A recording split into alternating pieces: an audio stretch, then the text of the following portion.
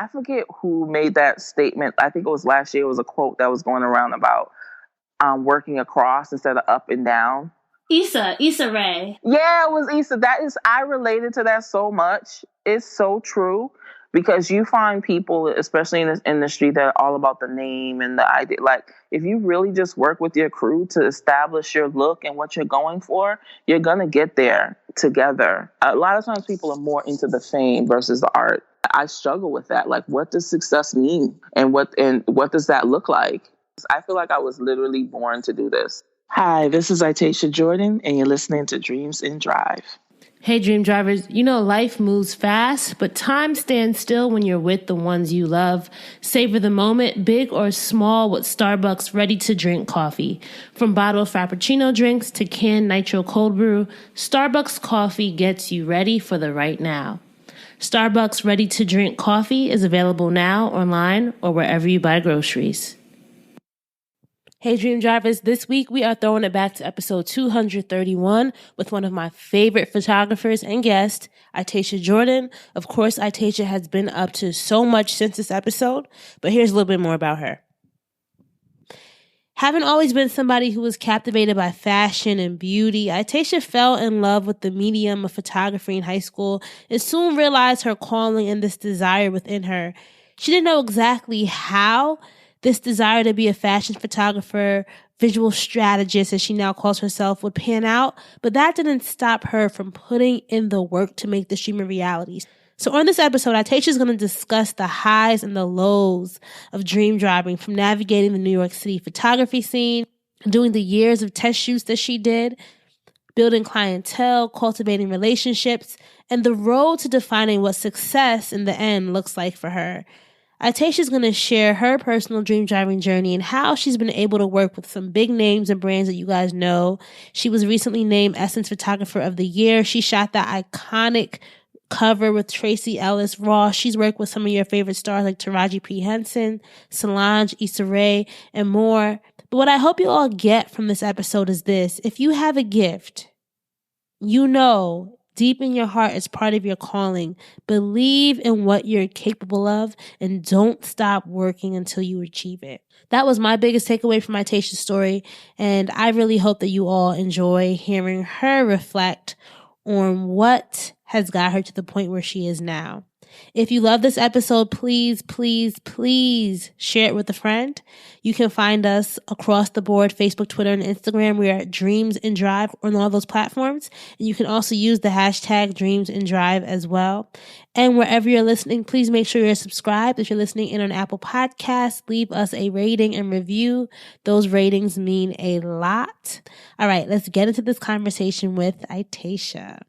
Good morning, Raina. Thank you for having me. I am super excited. As we were talking about before, you have been on my guest wish list for a while. And as you said before, it was the right time, right moment when I emailed you and you were able to say yes, right? Yes, that's exactly what happened. I was like, sure. And you were organized. It was organized. You were professional. Listen, 4 years in, if I'm not organized, and it's like, I would probably go crazy, right? Yep. So, I love starting our interviews going back in time, right? So let's go to Boston, Massachusetts, right? Young Itaysha, what was inspiring you as a kid? I had a very cool childhood. I was raised primarily in the 80s. I would say that I was inspired just by everyday life and my surroundings. And it also didn't hurt that both my parents were creatives, or I can say they are creatives, but they don't work in the creative field, but they were creatives. And then in hindsight, when I think about it, my parents were also very young. They were in their 20s. So my mom had me when she was like 21. So when I think about, after passing my 20s and I think about that, it's like you just have a different point of view, right? So it was the 80s. It was my mom had a bunch of her college textbooks. She went to BU for a short period of time studying like fine art painting. And my dad was a musician and he had gone to Berklee School of Music, and he just played music, well-rounded, all types of music all the time. His albums, very laid back. He took me everywhere. It was the time of a lot of music videos, early hip hop, going outside, playing doubles, traveling with your friends. So I have a very vivid memory of my childhood and what I did, and I think that probably set the stage of who I am today. Not I think, I know it set the stage of who I am today. And it's interesting. I was listening to a prior interview of yours, and you mentioned that your mom was from the South and your dad was from Barbados, right?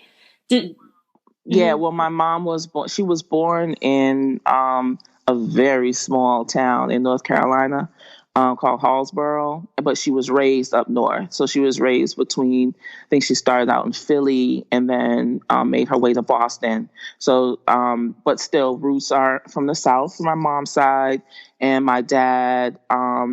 His parents are from the Caribbean, Barbados. Okay. Yes, but go ahead. No, I was going to say, because I mentioned that because I know sometimes, I feel like Caribbean culture could sometimes be the, hey, stick to your books type of thing, right? But I love that you mentioned that your parents were free spirits in their own right.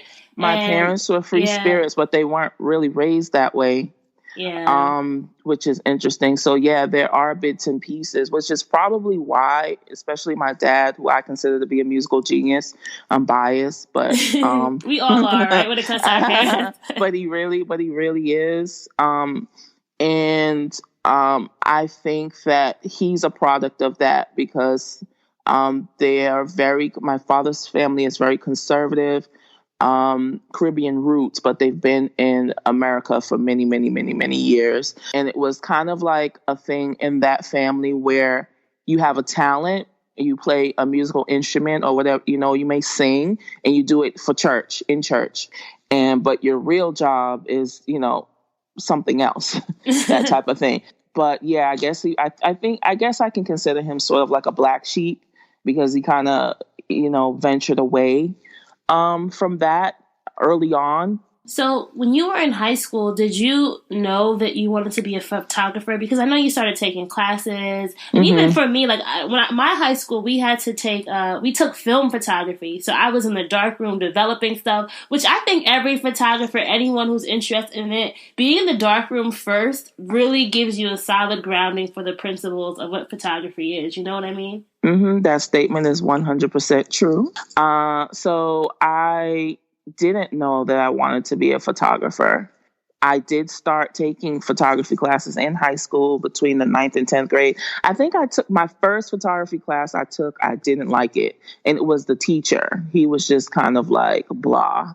And then I was sort of hanging around the art department. Not sort of, I was hanging around the art department after school.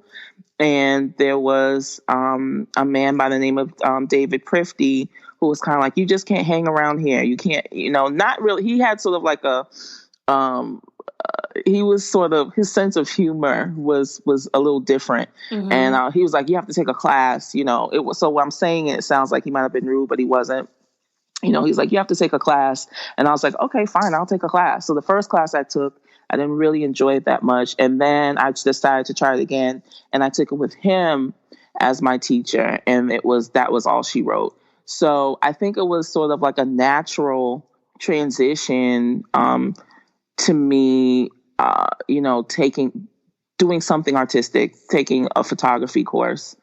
It wasn't something I planned, but I had been surrounded by creativity, my whole life. Everything was always about, are there arts and crafts? Or, I used to knit. I forget what those things are called when you would cross hatch in a loom.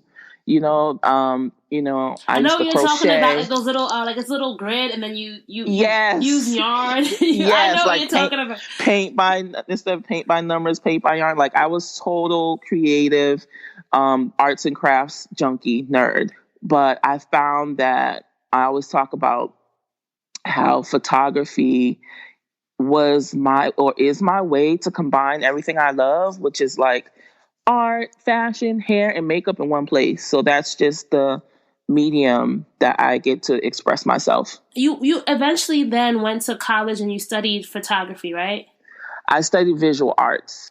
after graduating from high school, I veered off for a second. I went to a school. I'm doing quotations in Atlanta. I was raised in Boston, Massachusetts, but I went to school in the suburbs like my whole life. So I was just trying to get away from Massachusetts and get to some culture. So I went to Atlanta. And I found that when I was in that program, I had to start over in essence. Like I had to do intro to photography, and I already knew that You're stuff. like, I know this stuff already. Yeah, what you mean? because it literally, the program I was in was so good. I was in the dark room for hours. I was, with the chemicals, and I sort of had to, start over. So I was bored, and eventually a year or two later, I headed back to a home to Boston, to Massachusetts, to do another program. I didn't go to an art school. I went to what was an all-women's college called Pine Manor, a liberal arts college, and just to get a degree. And I looked up, I had a friend who went there already, and I was like, they have a dark room in the art department. That's all I needed. Like, I wasn't concerned about the program, I mean, to an extent, but you know what I mean? I just needed a place where I could create. So I headed back up north, and I enrolled in the visual arts program. Visual arts, and then I had a concentration in photography. I actually completed the concentration for photography and graphic design. Visual arts is all around so I did like painting, sculpture, drawing, that type of thing. I studied art history. It wasn't only focused on photography. And I think, I love that you mentioned that you studied art history because do you feel like it gave you... Yes. How did it contribute to your... I mean, you know what I'm about to say here. Because I think a lot of people, especially in the age of, like, let's say everyone being a social media photographer, no one's studying the art or the history of the art form. So how did doing that really help you now as a creative? I can't emphasize enough how that program helped me out, and probably would help a lot of people out. It just teaches you how to think. Art history is a lot of repetition, a lot of memorizing. Rather, you're memorizing titles and years that things were created, but you're also learning about hundreds of artists, painters, etc. And it's just really interesting. And you have a different outlook on your work. You're thinking more about maybe like the texture or the feel or the time period or what was going on in life. I feel like it's very apparent now that a lot of people aren't in tune. I think in some aspects we're getting back to that loosely, but I have to say that studying art history, for example, only made me stronger. I find like sometimes people like, I didn't go to school, I'm self-taught. In essence, besides learning the fundamentals of like darkroom, a lot of what I do is self-taught because you really learn on the field, right? What you're doing. And when I went back to the program I just explained to you, I was the only one trying to do like fashion. All my teachers were fine art, like take pictures of this object. No, it's just, it's not my thing. And I kind of was just doing my own thing. But I had this background of, studying these artists and what they did and how they did it. And I feel like it really, really, really enhanced my visual, how I see. I think it really helped. It opened me up to a whole new world. So I have a listener question. This one's coming from Nina, and she said, what gave you your confidence early on, especially as a new photographer? Let's say you graduated from college, you know that you have this desire to pursue this art form. Did you have confidence, and if so, what gave you that confidence? I think naivete gave me my confidence. If that makes any sense. I didn't know what I was getting into. It wasn't a situation where, like, I would say right now it's a little bit more common. You're hearing about people doing photography more. I was just going with the flow. And I was just doing my own thing. So if I back up even to high school, because I almost find my high school education more relevant. I want to say this loosely, but I just want to give an example of how I would just take my friends and shoot them.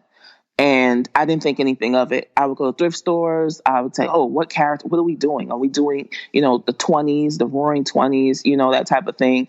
I just did my thing. I didn't think much about who was around me, what someone else was doing. I wasn't influenced by anything on like social media, that type of thing. So I just didn't know, ignorance is bliss, So I had this confidence in this inner drive in me that came from just loving to learn. Did you ever feel the pressure to find like a job that people understood? Because as you know, how you said that during that time there weren't a lot of people trying to do what you were trying to do. Mm-hmm. Were you able to find work easy, or did you kind of say, "Hey"? Did you hesitate? No, so part of what is both beautiful and what can be traumatizing is that there isn't really a rule book. And I should hope that more programs today are helping, just to sidetrack a little bit, are helping artists learn about business management and different options that you have. But for instance, my mom has always worked in the hospital field. I had a bunch of random jobs that had to do with working at the hospital. I did medical billing, unrelated to her, but I did medical billing for a second in college. And when I graduated, I just continued that job. But I had creative friends, and one of my good friends, Joelle Fontaine, was like, let's move to New York. And I was like, okay. It was one of those 5-minute moments. Was it really like that random? It sounds pretty like, hey, let's just do it. It was really that random. It was really that because we were going around. There's no real, I'm not sure about right now, but there was no real fashion opportunities in Boston, which is what I was interested in primarily. And she was like, let's just, she's a dreamer. And she's like, let's just move to New York. And I was like, okay. I felt like I didn't have anything to keep me back. I was in my 20s. I didn't have a family. I had nothing to lose. I was working in medical billing, which is not my passion.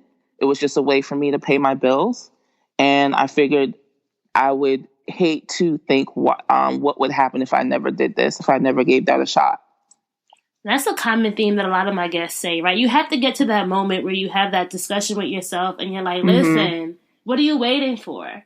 Mm-hmm. It was exactly that. I didn't know what I was getting myself into. Again, wasn't well thought out. Didn't have, like savings and all of that. I just did it and gave it a go. And, here I am in New York City. Ooh, so, as we think, a lot of people listening to this show, they're creators in their own right. They want to make that leap, right? What were the first things that you did once you got to New York City to start building the Itaysha Jordan brand? I was traveling to New York on weekends with my friends, and we were doing shoots. So there were a few kind of like online artistic communities. I think one was Muse Cube. I don't think that exists anymore. One was Muse Cube. I guess that would be equivalent to what Model Mayhem is now or was. So you sort of would contact people. Oh, you do makeup or you do this. Are you interested in doing a shoot or do you want to shoot? You may find someone that you want to shoot. So I was sort of prepping or preparing by going to New York every once in a while to do these shoots. So I just sort of built off of, you would meet one person, you would meet another person. I got to New York and I did a lot, years and years of testing. You said years of testing? Years of testing. Oh yeah, definitely. Years of testing, working with models. And eventually I was introduced to, I'm not sure how, I was introduced to a couple of different model agents. And you would go in, show them your book, and then, you start working with models and you build your book up. I started to advertise myself to do paid shoots because I also, again, had to support myself. So all those test shoots were free shoots? Most of them were. The test shoots with the new faces or established models were free shoots. I then had to start to advertise myself as being able to help build your portfolio. I hope it doesn't sound so easy, like, oh, I just did that and then I just did that. This is years, No, that's why I said, I was really surprised when you said years, because I think a lot of us give up after a few months, right? Like, I'm reaching out to people, nothing's hitting, Yes. So really talk about why that, perseverance was so important to the journey. It is super important. The tenacity. This field is not for the faint at heart. It really is sort of an abuse if you think about it. Mm-hmm. And I think it speaks back to your purpose and my purpose and my calling. Like, I was called to do this. There were many times I was calling home like, Mom, I can't take this. I can't do this, anymore. I want to move back. And it would kind of be like, well, what are you going to do here? I don't know. But, I can't afford this, that type of thing. And something just always kept me here, or kept me going. My tenacity, that I don't even know if it's patience, because I definitely have my moments. I just take it as this is what I'm called to do. Were you developing a style? Because I know sometimes having like a unique, I guess people can start to recognize, hey, this is Itaysha Jordan's work. I did that, but it wasn't on purpose. I sort of have developed a look, or a main look, and I had a couple of advisors, I'm not sure if I would call mentors, who would kind of critique and give me advice. Well, if we go back to about testing, New York testing, that shaped a lot of my look. Before I moved to New York, I was a lot younger, not just in age, but, experience-wise, and what I thought was cool. And I was just trying to do all the things, everything, like over the top, but when you test with models and you're doing things that need to work for their book as well, they also need to get something out of it. It needs to be very clean if you want to eventually get paid by model agencies to shoot. And so I had to balance being able to make a living and providing what they need. So I developed sort of like this clean look on, let's say, a gray backdrop. And one of my friends calls it Itaysha Gray, which is so funny. So I sort of developed that. And then I did this internship with a photographer briefly, but it was to learn how to retouch, because I was like, I want my images to look like how they do in the magazines. I developed sort of a style or a look, or the way that I like my aesthetic, the way that I like for skin to look, for an example. I'm also very opinionated in terms of hair and makeup. I'm versed, I guess you could say, in what I think is cool. I think that also helped to build what makes my image look, like that's an Itaysha image. So you were coming into it with like, I have the vision, I'm just not taking the picture. Yes. Okay. Yep. It's like I always knew what I was capable of. And so that's what I was yearning to learn how to do. So what were some of the challenges that you faced during this early point of building your career? Probably some of the same challenges I have, but just still have, I guess, but but just on a different level, which is having my images look the same as someone who's more considered to be more established, on the level of being able to be shot for a publication, a magazine, knowledge of my work and who I am, getting out there. What do you mean by that? Do you mean like promote, like you were like promoting yourself? What do you mean? Yes. I mean, in terms of like promotion, like that of making myself aware that I'm there. But I skipped a part. I think one of my earliest challenges was so we talked about testing. At one point, I burnt myself out. Like, I was testing too much. Like, I didn't have a direction. I didn't know why I was testing. The work was piling up. I couldn't keep up with it, that type of thing. So now I have a better gauge on that in terms of I was just shooting to shoot. At the same time, you have to keep producing work to get better. But there was a point where I think I kind of burnt myself out. Dream Drivers, what's up? It's summer, and I know we all are on the quest for the perfect beverage to quench our desire for refreshing. So here's the question. What have you always wanted to try? Is there something that has been a dream of yours, a flavor, a taste that you just really need to get at? Gold Peak Real Brewed is here to unleash your thirst for trying. Real brewed tea, real cane sugar, real delicious. From sweet tea, unsweetened tea, green tea, California raspberry tea, Georgia peach tea, lemon tea, lemonade tea. There are so many options to find what's best for you. And this summer we need to try something new, try something brewed, because nobody wants to be dream driving with a dry mouth or thirsty. We need that fuel to be at our best for this ride. So take this as your sign to say yes, opt in, go for it. Because trying is what life is all about. Try Gold Peak. Dream drivers, Hennessy celebrates those who never stop and never settle in their never-ending pursuit of greatness. Maurice Ashley lives his passion. Through his love of chess, he made history in 1999 as the world's first Black Grandmaster. An inspiring story of intellect and brilliance, his ability to push the potential of his own mind to new levels of greatness is universally inspiring. Visit Hennessy.com to learn more about Maurice Ashley. In the world of the mind, there are no limits. Hennessy, never stop, never settle. Dream drivers, life is sweet and made even sweeter when spent with the ones you love. Savor the moment, big or small, with a delicious bottled Starbucks Frappuccino drink, or for a new favorite sip whenever you get thirsty along that dream driving journey. Check out the full Starbucks ready-to-drink coffee lineup online or wherever you buy groceries. Because with Starbucks coffee, you're always ready for the right now.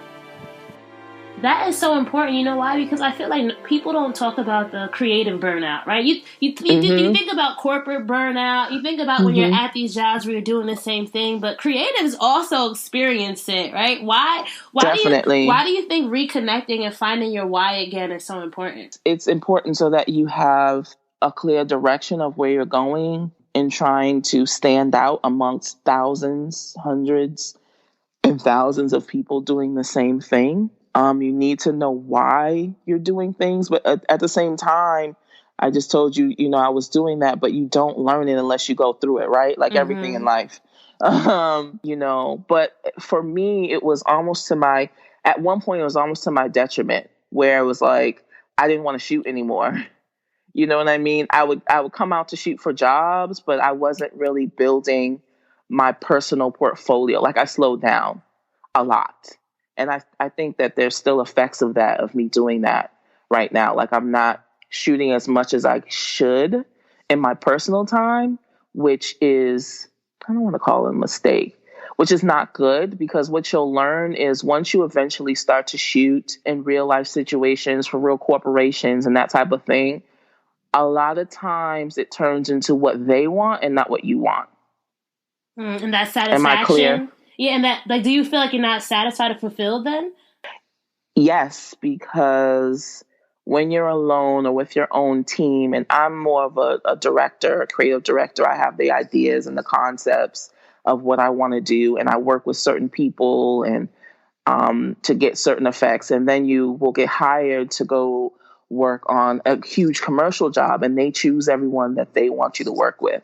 So they're like, oh, we hired you because you shot this beautiful series of such and such, and we really want that same look. But then they'll go and hire several different people that you've never worked with, that you don't have a relationship with, and then you're dealing with something more corporate where they may have like 25 people. So would your ideal situation be where you can choose your own team? Yes. Okay. My ideal situation would be that, or that myself and whoever's the creative director on the job are so in tune, so in sync, that we both have the same goals. And a lot of times it starts out that way, like, yeah, we're really looking for this. And then you get in the situation, you're like, this is totally not what, but you have to go with it. You have to be a team player, Eventually, I mean, yes, the talent to be able to shoot, but eventually you get to a point where it's not solely about your talent. It's how you relate to people. Are you able to translate ideas? Are you able to show flexibility with those that you're working with. It goes beyond, yes, I can take an awesome picture. I was going to ask you about the idea because, you know, you mentioned this earlier, but a lot of people now, especially with the rise of social media, there's so much more access to cameras, right? Mm-hmm. Phones that we're walking around with every year, the cameras being upgraded. People are taking photos for Instagram, their personal life, all this stuff. Mm-hmm. Like, do you wish people put more respect on the photographer? Like, you know that there's that Birdman quote, put some respect on my name. Put some right? respect on my name. I do. Like, things make me like, this is literally my life. No matter how much I try to run from it, like if I see a photo shoot, I'm always like, I'm automatically critiquing from an artistic point of view. There's two sides. One is technology is evolving. So it's either, go with the flow and get in tune with what's going on. And the second thing is also, let's not forget about the roots and the foundation. So I am kind of, I guess you can say, I feel like I'm always caught in between. Like, so we talked about going in the dark room and, traditional photography education, or classically trained, as I joke around and say I'm classically trained. I was in high school in the 90s and I moved to New York the early 2000s. And that was like on the cusp of the big digital expand. I feel like I'm in between the modern and the old way, like that type of thing. So I do wish that there were more emphasis put on traditional ways. I think you can see in the work, as you mentioned as well before. I feel like my education in the darkroom helps me digitally because I work primarily, 99.9% digitally. Having knowledge of, adding more contrast or changing these tones, which comes from that education, early on education of being in the darkroom, still helps me. And I can see from someone who might be newer or more, learning or younger in their career, where they're missing, like an image is flat because they're viewing it only on a screen. A lot of people too, I feel like, are relying too much on post-production, in the sense where sometimes it's like, I love the art where it's like, try to take it as best as you can in camera, right? And then use the retouching to add to what you originally were trying to do. I think it's two different types of shooting. I'm not judging anyone, but my personal love for shooting is get the picture in camera and then use retouching to enhance it, but don't make it not look like what it was supposed to be. You know what I mean? Again, I hate those over retouch stuff that I'm like, me too. What's going on here? I've advised other young photographers, you know what I mean? Like, cut back. I was there before, though. I'm not going to sit here and say that I never went through that. I was there before. Like when I told you, I did this internship with a retoucher at a photo studio. Their style was over retouching, and it was kind of in style too. But there's an art to that too. There's an art to the over retouching as well. And I had to pull back. So many times, I'll get someone saying, "What do you think? What should I do?" And I'm like, "Well, you should, chill out on the post production, because a lot of times it's not being done well." Yeah. And I also find that nowadays the style of retouching that everyone is doing is almost like carbon copy. Like, you have to be careful because a lot of people's work, it starts to look the same because they're doing this one style, that type of thing. Yeah. So sometimes I'll outsource my work to retouchers, but I have to go back over it or enhance it in a way so that it is in tune with my work and my style. I actually had a disagreement with another photographer early this year because I was on a panel and someone came up to us and he was asking for advice on, what he should do. He does photography, but he wants to get into a different realm of it. And I was saying what you were saying, get the picture in camera, focus on getting the picture in camera, and then worry about retouching after. And she was like, I disagree because a lot of people don't know how to finalize their images. But I think that people are getting too stuck on that and not relying on the art of what they're capturing, and it starts to overtake the image. So I totally agree. I know that relationships are really big in this business, right? You need to have the relationships with the photographers, the hairstylists, right? What's your go-to advice for building genuine relationships in this industry? You want to just be authentic and build real, true relationships, and also stay connected with those people that you find that you have something in common with, because you're going to need those people in the future. They can recommend you for jobs. You can go to them for advice. You can confide in them an issue that you're having that maybe your best friend may not understand. How to build an authentic relationship is the same way that you build a relationship with anyone. I would say that you should have some common ground in your artistic vision. Either you both agree on something, or maybe they have something that they do that you love. So it's very important, having a team that you can rely on to do certain types of things is very important. Were you actively reaching out to people that you found interesting? Because I know, so let me give you some background, because I realized I didn't even tell you this, and you're probably wait, she does photography? So I would say my first love was photography. And I've been doing this, asking my friends, guys, did I always have a camera? Because I kid you not, Itaysha, I have a picture of a memory for anything you need. So any of my friends hey, Raina, remember my 6th grade birthday party? You have the picture? I can go into my little stash of photos and find it. So I was wait, was I always walking around with the camera? What was going on? So that was my first love. I studied that. And I didn't study. I took classes in high school. In college, I took a few courses. And I'm just somebody who loves to document. I call myself a storyteller, though, because I wouldn't say I am a photographer by nature, but I love the art of taking photos. You know what I mean? To capture memory. So for me, it's I've just always been that person, kind of like you, getting my friends to do shoots and not taking it too seriously. But now I'm realizing I'm a good, creative producer, in the sense that I can get all the team together, and the photographer can work, but I know what the photographer is trying to do. So that's kind of where I am now with the podcast. So I'm doing the podcast. I'm trying to get into the production realm, because I feel like that's where my gift is. So this, just want to give you that background. So you're not wait, what is she? I thought she was just a podcaster. I love that. And I'm of course, again, I'm biased, but I feel like photography, or having a knowledge of how to capture an image, is what educates. That's why you're able to, link people together, because you have that vision or that eye. And it never hurts, even if you don't do it as a profession. It never hurts to be able to take a nice picture at your family function, or, out with friends, because someone is always going to be looking for that image, or requesting, send me that picture, So photography is something that a skill that you can always use. You don't retire from it.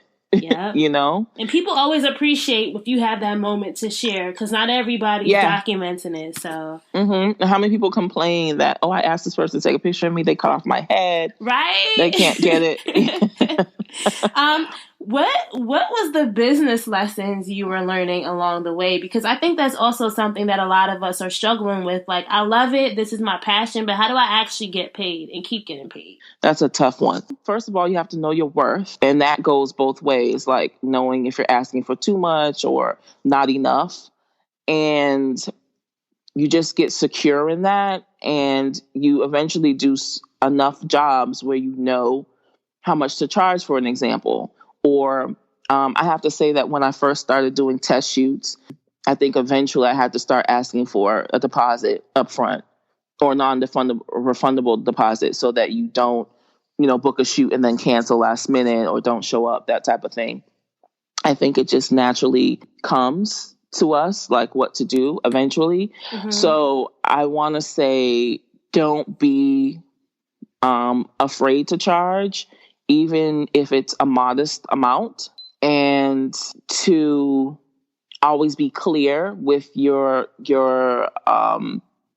direction. Be clear with your how you want the instructions of what you're doing to come across. Am I making any sense? No, that makes a lot of sense.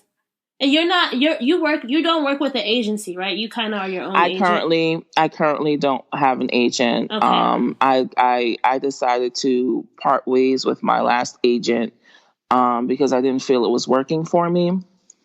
So I'm coming up on 1 year of not having an agent.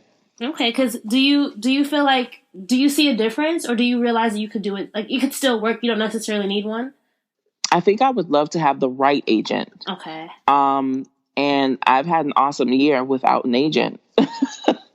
So there's that. I think it's for photographers, it can be a little bit more complex as you get into bigger jobs and the uses of the images, how they're being used, how long they're being used. It can be very confusing on how to negotiate those rates. But I've developed relationships with people who can help me do that, when I need to do that. But I just think that we're in a time where having an agent in the traditional way may not be the only way. You know what I'm saying? You just have, I think it also comes with confidence and being able to just talk with people, find out their budgets, find out what makes sense. Again, building off the experience of what you've done in the past. Yeah. So there is like definitely some room for innovation. Hey, people who are listening, maybe you guys could reinvent. That could be a niche for people to explore. How do you, a photography agent that works with the complexities of what photography is now? Yes. The big question I have, because I know a lot of people are probably like, Raina, why have you not asked her this yet?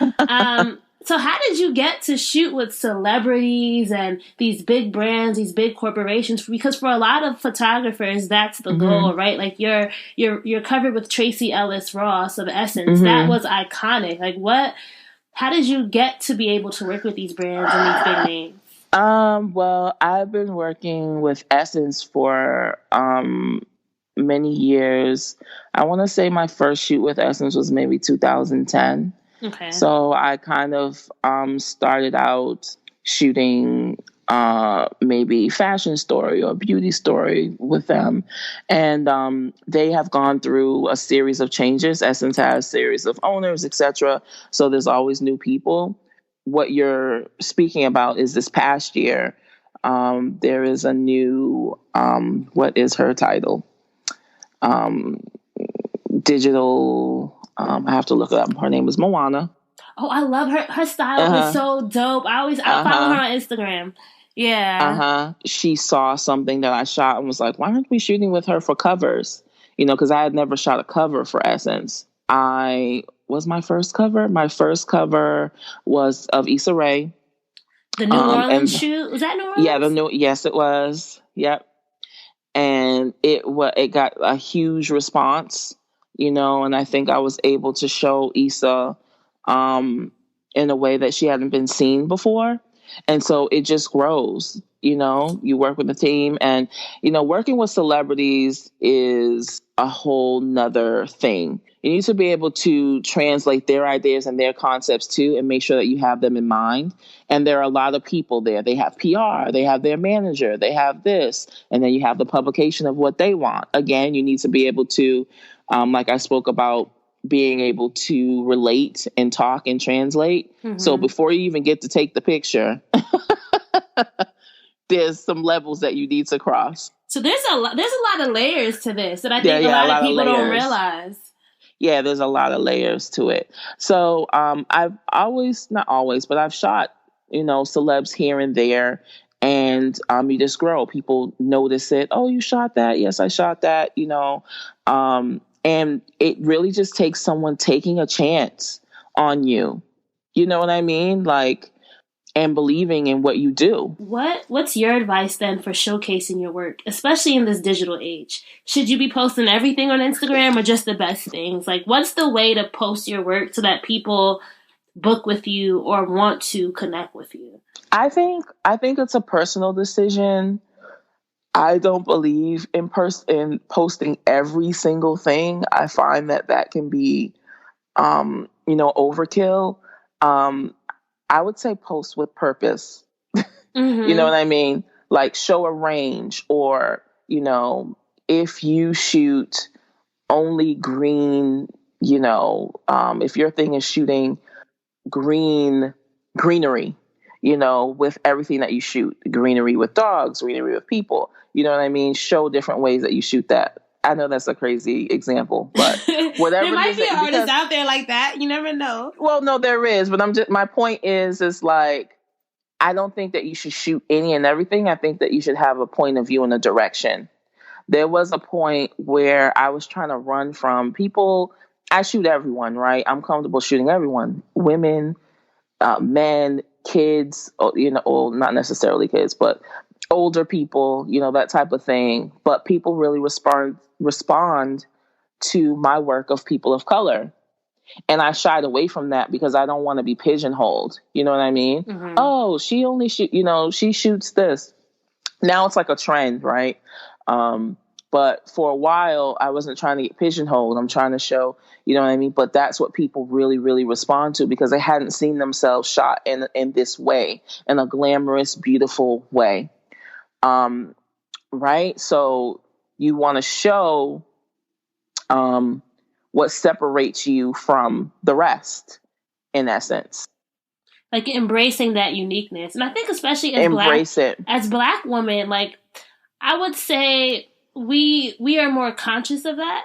Do you ever feel like that? Because it's like, hey, I know people see me as a black photographer, but I can do other things too. So It's like this like fine line between how do you have, let me give you an example. I think this makes sense with what I'm trying to say. So even with this podcast, when I first started it, it was not only for women of color. And I just think meaning like I wanted to interview all types of people on the show.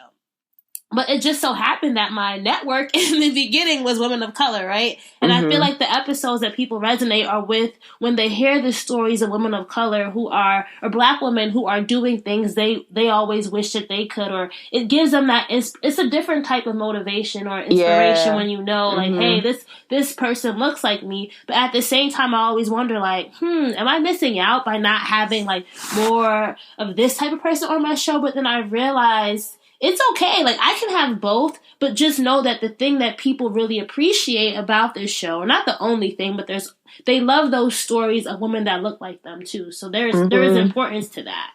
Yeah, it goes back to, I think, the calling, and who you're resonating with. And that's the perfect, description of what that is. So I've become more comfortable with that, and that's what I primarily post, even though I do other things. So you can go to my website, which needs to be drastically updated, and you can see a wide variety of things, of my versatility. I struggle with that because I still consider myself to be, I always used to say I can shoot the most hood rapper and then go shoot something that's super high fashion, all in the same breath, without hesitation. Yeah, because at the same time, you don't want to be pigeonholed and people aren't reaching out to you because they're like, oh, she only shoots that. Like, wait, no, I can do everything. People naturally do that, right? People naturally box you into things.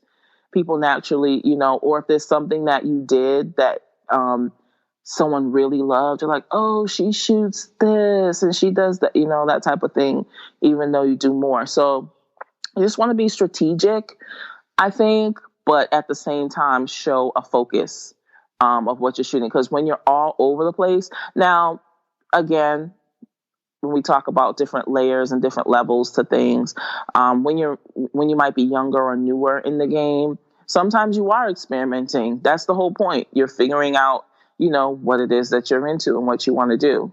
But I think having a direction and a clear voice visually, one thing I want people to think about is photography as a foreign language. Like you speak a visual language. So think about how you communicate without speaking, without talking, as a form.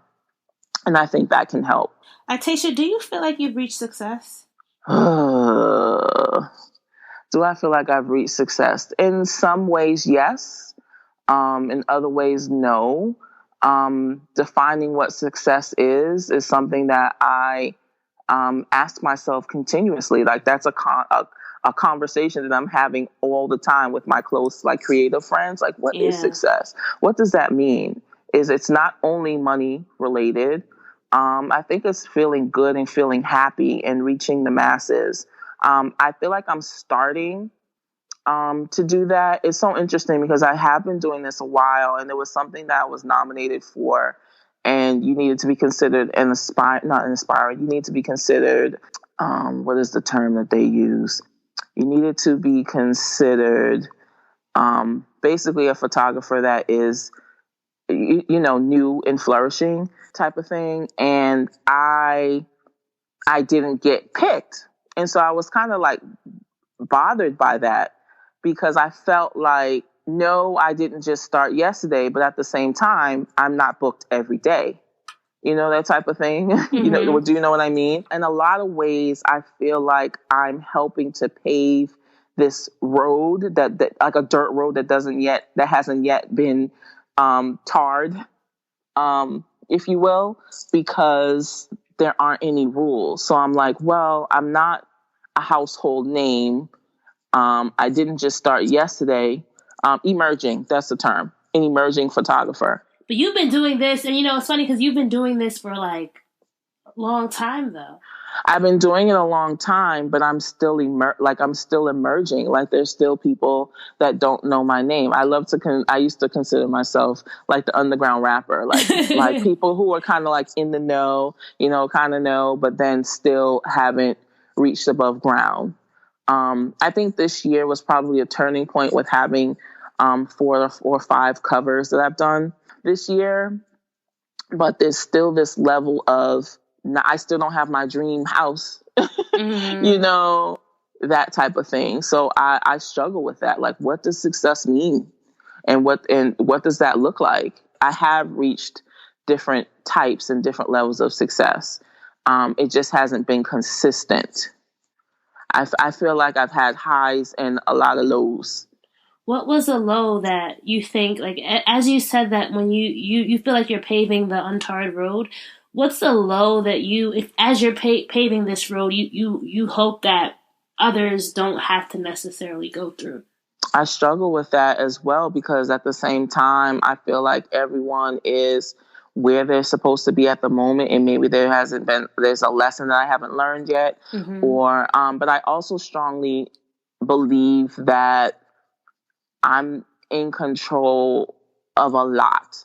Maybe not everything, obviously, but I constantly remind myself that I control more than I think, and that maybe I need to be more proactive. My work out there. It's like a struggle because I'm not a person that is constantly at every event. I'm not, speaking on every panel. I'm not posting every day, that type of thing. But I do think that there are more things that I could be doing to be proactive to get my work. And I would love to cross over to other platforms as well in terms of maybe publications that you wouldn't necessarily think I would be in, that type of thing. Not necessarily publications. It's really about ads, commercial jobs, I would say, advertising, the And chunky then, money. yeah, is that where I guess the bigger question is, like, where do you feel like the money, or where is the opportunity? I'll call it opportunity for photographers to really flourish if they get access. I feel like the real opportunity, because it's nice to shoot celebrities and, that type of thing. I feel like real opportunities is to be able to cross over into advertising, ad dollars, because your work has a much longer shelf life. When you're associated with, the brands, you will be maybe on billboards, across the nation, that type of thing. I think that's what the real goal and striving to be. In addition to, with me, I really put a lot of work, especially early on, when I talked about the testing and developing models of colors books. I really put a lot of effort into showing us, which I think is apparent, showing us meaning people of color in a beautiful, in ways that we weren't necessarily shown Mm-hmm. in the past. So I have this other side where, being documented in terms of making change, pushing for real change in this industry.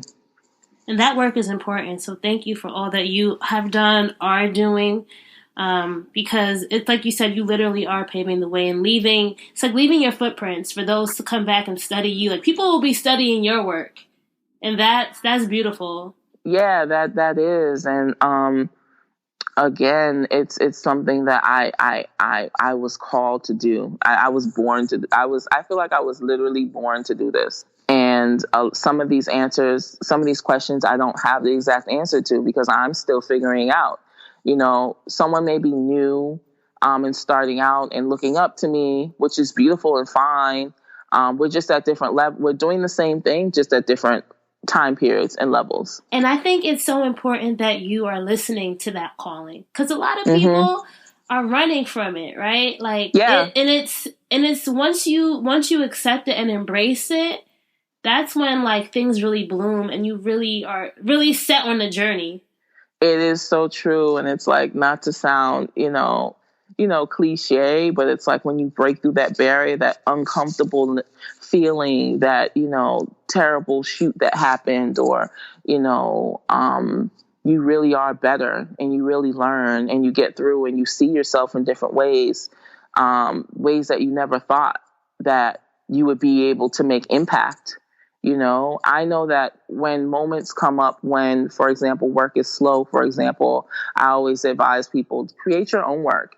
And I know that's easier said than done, but I found that when I tried new concepts or new ideas, or maybe I presented an idea or a concept to someone, that started to open up doors, It's, you can't just sit back and wait. You have to be very proactive. Yeah. So last question, Itaysha, before we go into our lightning round, okay? As you think back along this journey, this dream-driving journey of yours, what's the biggest lesson you've learned about yourself? I think it really surprised me to know that I can foresee a lot of things in terms of like trends or what will be accepted, ideas and concepts. For a while you're unsure, of yourself. So we spoke about being naive and just going with the flow and things working out because you don't know. Then it gets to a point when you really do know, like you learn a lot, and then it's almost like you revert back into your childhood or early self when you're shy. I went from like this really confident place to, is my work good enough? Is this? So I found that a lot of strength in figuring out how to relate to people visually, and my ideas being trusted, or concepts that I do where it'll be a trend like a year or two later. So I think I wowed myself with that. And it helps you to trust your intuition. Yep. It helps you to trust, your ideas. So it continues to blow my mind, really, when I discovered that that's actually a gift, just the natural ability to forecast trends, ideas, and concepts. Well, I was just going to say, it's not something that I studied or that I was taught. So let's do a prediction. What do you think will be the trend in 2020? This is going to come out in the next 2 weeks. You can't put me on the spot like that. One thing. Come on. You are predicting. I'm not Miss Cleo. Well, I mean, I'm like, okay. Cleo. Well, then, like, what's something that you just think that, like, or what's something creatively that you want to try in 2020 then? That you know is going to pop off? Something creative that I want to try that I know is going to pop off. I'm not sure. Okay. Sorry for putting you on the spot there. Yeah, because I just wonder, like, is there something, because, I always wonder, like, because I was just doing a merch order, so I was just buying some gear wholesale to then take to my screen printer. I'm like, let me go to Pantone. You know how they always have the color of the year? Like, let me see what the color of the year is. I think, though, from the stuff that I follow a lot of, like, beauty or portrait photographers, so people who are doing headshots and stuff. And I just hope there's some innovation in the space, because I feel like everyone's just oiling everybody up to the max and then, like, just doing the same type of look, right? That is true. So I'm like, will oil still be the thing in 2020?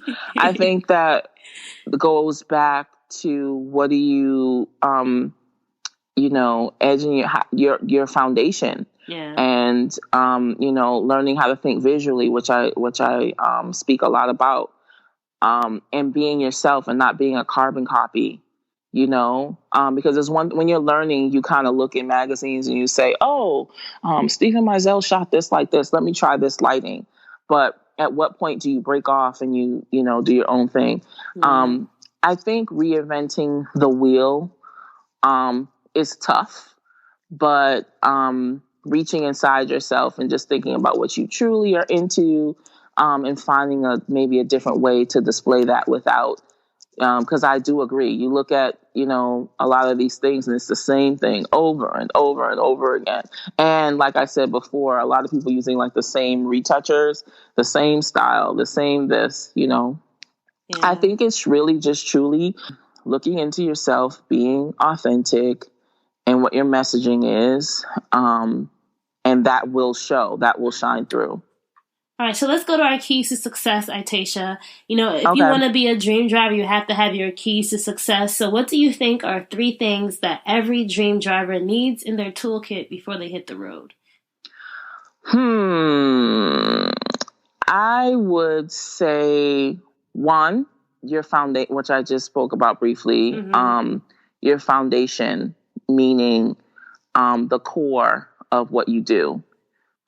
Whether that's shooting portraits or, the knowledge of photography. I think you always need to be able to, like when you don't know what to do, always revert back to that. Does that make sense? That makes a lot of sense. I got that. And then the second would be for me, making sure that you're building relationships, authentic relationships, and following up with those relationships. Out of sight, out of mind is what I think.